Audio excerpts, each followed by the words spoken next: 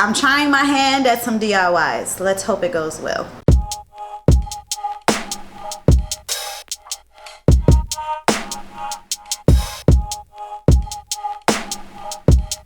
Hi guys, my name is Celia. If this is your first time here, welcome. If you've been here before, welcome back.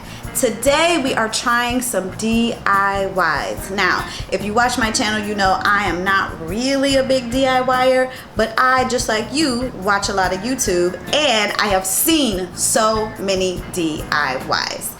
I figured let's take some that I've seen, give them a try, and I can tell you as a novice, if you're a novice as well, can achieve some of these DIYs.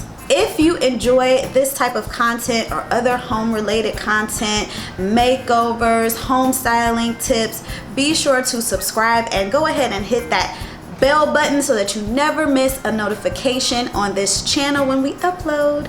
And if you're interested in more, please be sure to follow me on Instagram. I am always in stories talking about a little bit of this and a little bit of that.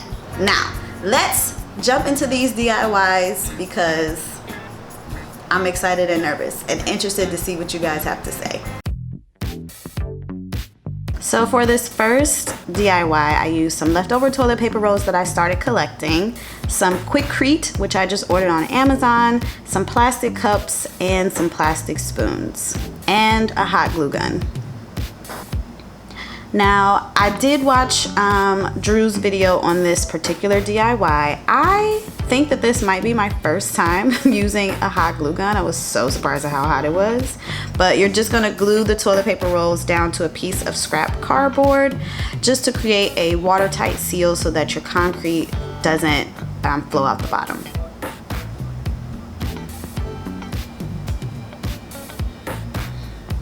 Now I'm doing 4 because I've never done this before and I just wanted to give myself, you know, the best possible chance for success. So I am making 4 of these.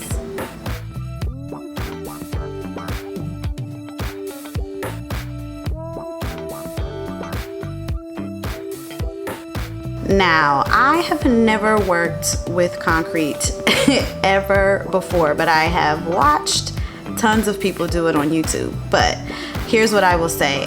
I poured way too much water into the cup with that little bit of concrete I put in there. So if you are going to attempt this DIY or you're going to try any concrete DIY, start with your concrete and a little bit of water so that you don't end up having to do what I'm doing, which is adding a ton of concrete to soak up this water.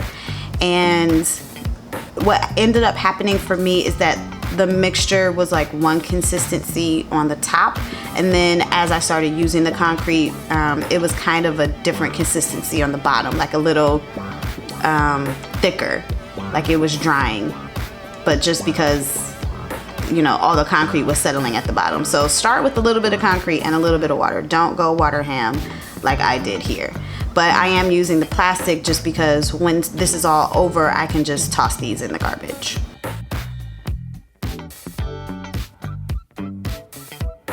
So I am a very visual learner, so I just got this to a consistency that felt right to me from all of the tutorials that I have watched. In Drew's tutorial, he talked about using Vaseline on the candles to get them out once they were dry, and that didn't work for him. And everyone in the comments in his video said to use some plastic wrap. So I am going to use plastic wrap. So I am just filling up the toilet tube, the toilet paper roll with concrete, and being sure to slap the bottom to get any air bubbles out and to even out the concrete. And I'm just filling them up to different heights so that each candlestick will kind of have its own organic shape.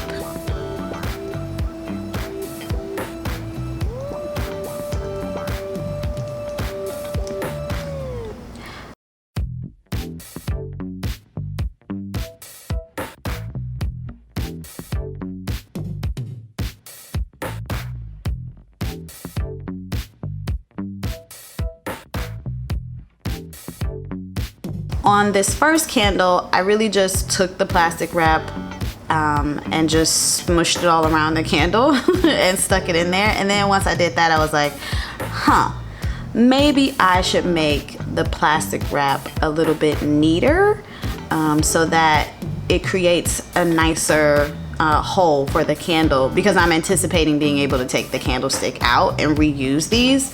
So like maybe I should make it tighter and cuter. Well, not cuter, but you know, just it'll make a nicer hole. So when I do the next couple, I do cut the plastic wrap and make it a little, what's the word? Nicer, a little nicer around the end of the candle.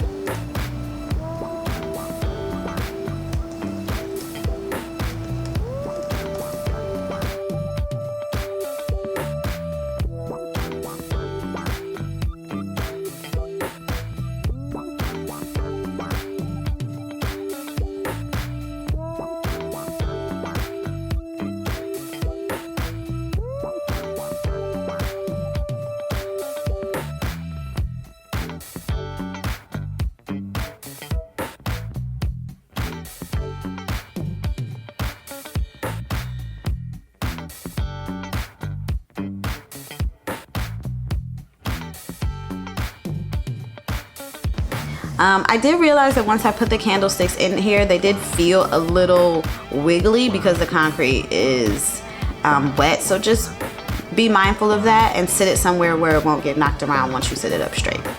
So I let these dry for 24 hours and came back to get them out of here, and initially was like, how do I get these out? But box cutter. And this first one,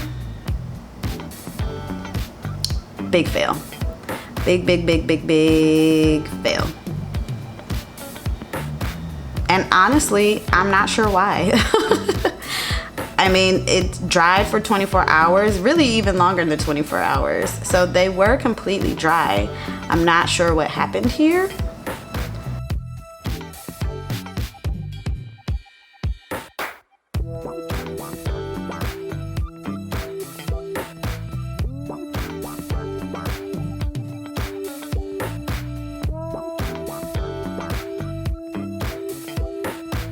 So on the second one, it came out mostly fine.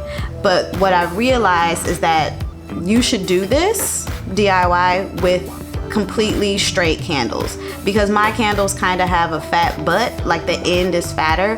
As I pull them out, I was breaking the concrete because the fat part was like down at the bottom and I'm pulling it back up through the skinny part. So yeah, use straight candles, not candles that get fatter at the bottom.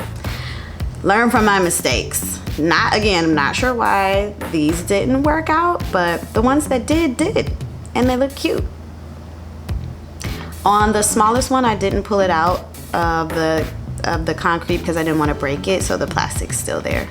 But I think they turned out pretty nice.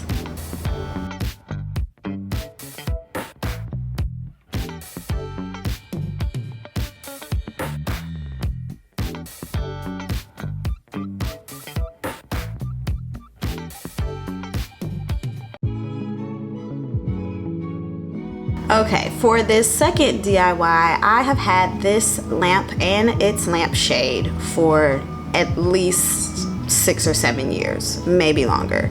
And I love it. It's an Old West Elm lamp. And I've looked for a replacement shade, and that is a thing, but then I saw this DIY on Hunker Home, so I decided to give it a try. Everyone's loving cane right now, so I'm gonna use some cane and some raffia ribbon, along with a lampshade frame, which I found on Etsy, to make myself a beautiful new lampshade. So I'm just picking an area near the top where the cane kind of meets, you know, where it's thicker, like obviously not over the holes. And I'm just going to hot glue the cane to my lampshade frame. This is like super easy. When I initially saw this DIY, I was very intimidated, but actually doing it, this was probably the easiest of the DIYs and the most impactful. So I just went along, glue, roll and hold, and it stuck down with absolutely no problems. I did not wet the cane before because I was going around a round frame anyway, so I wasn't really concerned about the cane laying flat, so I did not wet it before. So once I had come all the way around on the top piece, I didn't overlap it completely, kind of left it open, and then here I am going back in and doing the same to the bottom part of the frame. Just picking an area, gluing, and holding my frame in place as the glue cools and hardens. Like I said, this was like, I did this immediately after the candlesticks. This was like my first time with a glue gun. I'm kind of addicted, love it. I understand now. I completely understand why everybody's so quick to pull out a hot glue gun. So when I had gone all the way around, I just overlapped at the top and the bottom, overlapped the cane and stuck it to itself. And you can see there that there's just a little bit of overhang once I've done that. So I'm just gonna trim it off so that I don't have so much overlap. And excuse my ashy hands, like I said, I was doing this directly after the concrete. So it's concrete on my hands. And this is just a regular pair of scissors.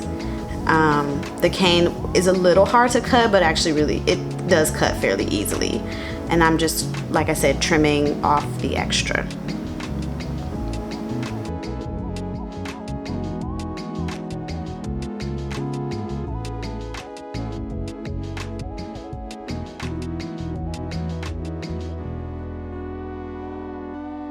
And then I thought that I wanted to go on the inside and like lay the overhang, like glue the overhang to itself, like overlap it and glue it down. But honestly, it was working, but it wasn't really necessary. The glue held pretty firmly to the top and bottoms of the frame, so I only went about a third of the way down on the top. You can feel free to skip this part.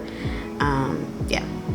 So now I'm going to finish off the rim with some raffia ribbon. This is a raffia ribbon on a roll, and I'm just going to unfurl it. Now be careful on this part because this does tear pretty easily.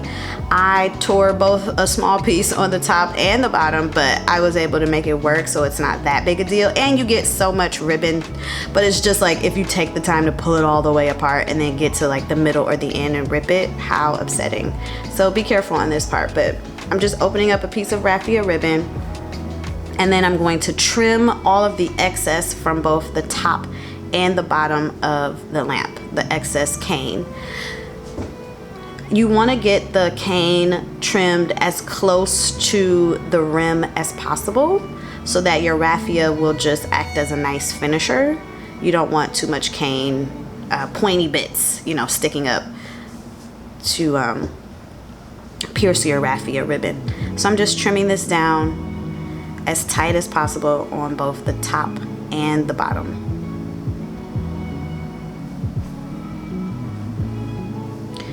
Another reason why you might not want to do that, like gluing the overhang to itself, is because it does create this like heavy spot when you're trying to trim the raffia, so you have to cut through all of the glue. So I would really just skip that part, honestly, or only do it in the middle. So to add the raffia to the lampshade, I'm just adding some hot glue along that edge of the lampshade and kind of sticking the raffia to both sides. I'm focusing more on the outside because that's the part that you're going to see, and the fold. So I'm putting the fold on the outside and the two end pieces on the inside, and kind of trying to put enough glue so that it sticks to both pieces. But if they don't, then I'll just stick a little extra hot glue.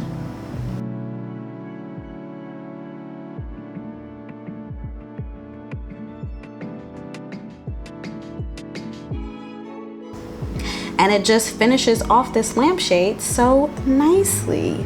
I am still very impressed at this here DIY. Now, once I put it on the lamp, I feel like maybe I want the lamp to not be silver, but that'll be a different DIY. This does cast a beautiful light through the raffia when it's on, but you will need to get like an Edison bulb because you'll be able to see the bulb through the lampshade.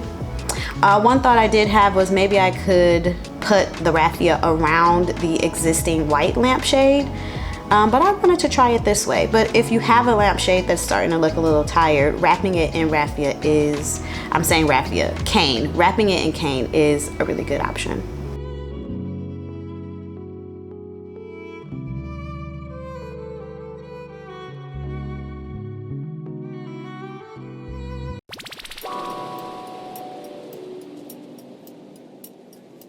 Now for this final DIY, I got the idea from a book that I have with DIYs in it, where the lady talks about indigo dyeing. And when I went online to do some research, I found this kit. So you're gonna need the kit.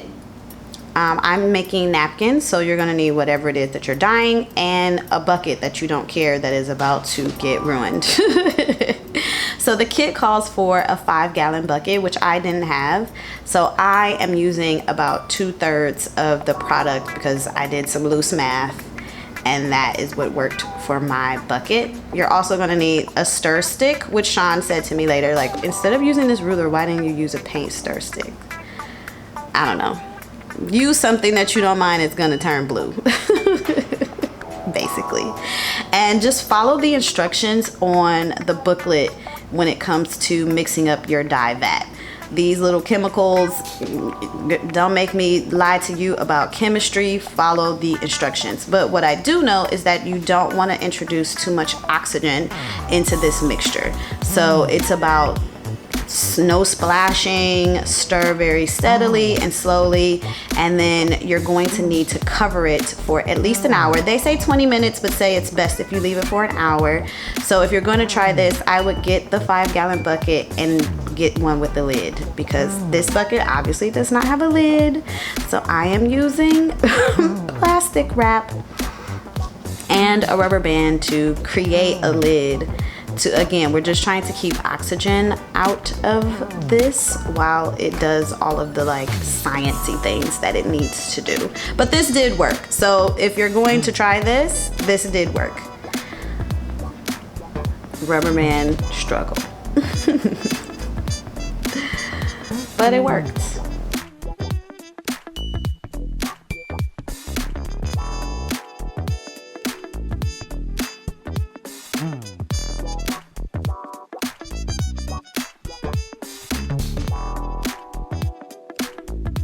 So while your vat is, you know, sciencing, you can take this time to do different wraps on whatever it is you're dyeing. Like I said, I am using cotton napkins. Whatever you are dyeing, you want to use 100% cotton or as high a cotton concentration as possible.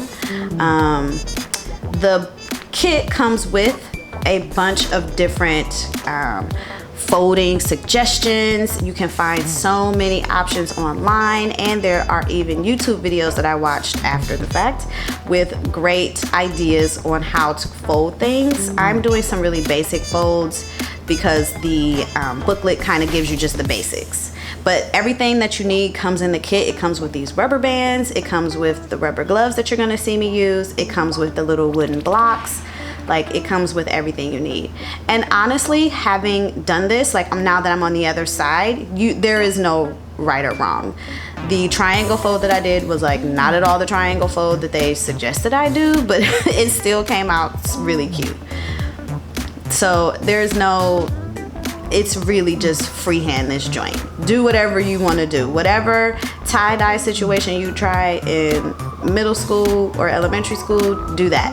This one with the rocks, I actually turned out to be one of my favorites. I did another one where I put saran wrap over like little loops in the fabric like this. That also came out really well. So honestly, do whatever makes you feel good. There is no right or wrong on this part. My pack of napkins had 12 napkins. I think I did 10, or I did 9 folds, and then Sean came and did 1 as well. So we did 10. So when your vat is ready, you want to make sure you wet everything first. We just pulled out a bowl, wet everything in the bowl, And then one by one, you're gonna stick them in your vat of indigo dye. So again, no splashing. Follow the directions as closely as possible on the kit instructions. Again, I really held these under the water and massaged them because that is what the kind of instructions told me. But then I watched some other videos, and you don't have to get as intensive, because you'll see that a little bit of this indigo did get down my glove and one of my hands was blue. It did wash out fairly easily, but either use longer gloves like you see me using here, or just don't have to get so intensive. So after you've dyed everything, you can rinse them and take off your rubber bands to reveal your patterns. Now the parts that are green will eventually turn blue, and as you wash them, some of the indigo will wash out. There is one piece that we dipped twice that came out just a little bit darker once we washed them with laundry detergent. So if you want a really deep blue, I would go ahead and dip your items more than once. But we thought that they came out really well. Was very impressed actually. So here they are after they have been rinsed, and yeah, the blues all, like the green's mostly gone and everything's looking blue. They're so cool. And like I said, you can see there's no wrong way to do this.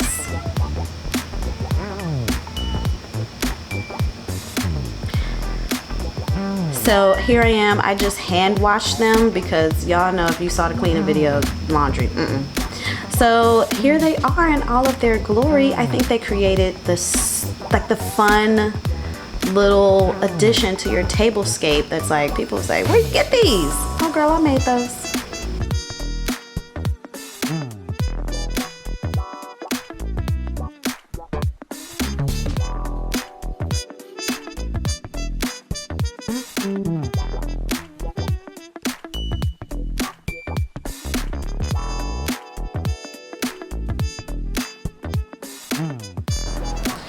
Okay, so what did you guys think? I felt like B+ about that group of DIYs. Be sure to let me know what you thought about them down in the description. If you have any tips or tricks, leave those as well. Or if there are any DIYs that you would like me to try as a novice before you start investing your money, let me know that down in the comments as well. And I'll see you guys in the next one.